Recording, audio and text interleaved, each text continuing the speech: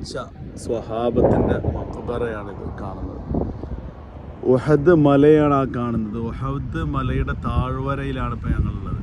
ഉഹദ് മല ഇതാ നാളെ സ്വർഗത്തിൻ്റെ കവാടത്തിൽ ഉണ്ടാവുമെന്ന് നബി സല്ലല്ലാഹു അലൈഹി വസല്ലം ഞങ്ങൾ പറഞ്ഞ മല.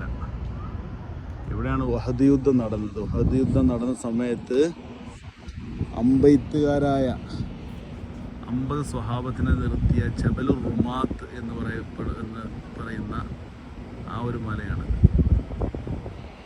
ഈ ജബലുർ റുമാത്തിലാണ് അമ്പെയ്ത്തുകാരായ 50 ആളുകളെ നിർത്തിയത്.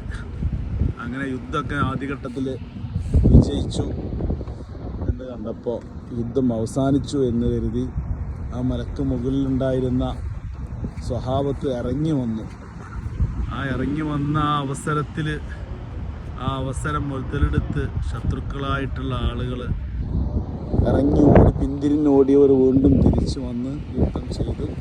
അങ്ങനെ മുസ്ലിം സമുദായത്തിന് വലിയ നഷ്ടം സംഭവിച്ച ഹംസത്തുൽ ഖറാറിനെ പോലെയുള്ള വലിയ നേതാക്കന്മാർ ഷഹീദായ ആ ഒരു താഴ്വരയാണിത്. അവരെല്ലാം ഇതിൽ അന്ത്യവിശ്രമം കൊള്ളുന്നുണ്ട്.